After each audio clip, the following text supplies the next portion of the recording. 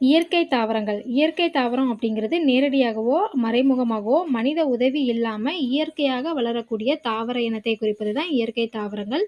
இந்த இயற்கை தாவரங்கள கட்டுப்படுத்துற காரணிகள் என்ன அப்படின்னா, ஆ காலநிலை, மண் வகைகள், மழைப்பொழிவு மற்றும் நிலத்தோற்றங்கள்.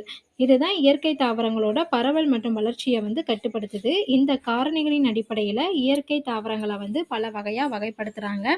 அதுல ஃபர்ஸ்ட்டு அயனமண்டல பசுமை மாறா காடுகள்.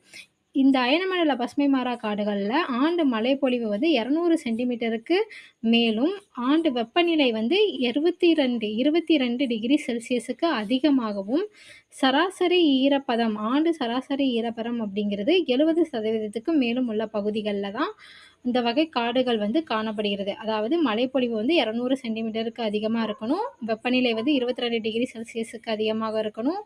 மற்றும் சராசரி ஆண்டு ஈரப்பதம் 70%க்கு அதிகமாக உள்ள பகுதிகள்ல தான் இந்த அயனமண்டல பசுமை மாறா காடுகள் காணப்படுது.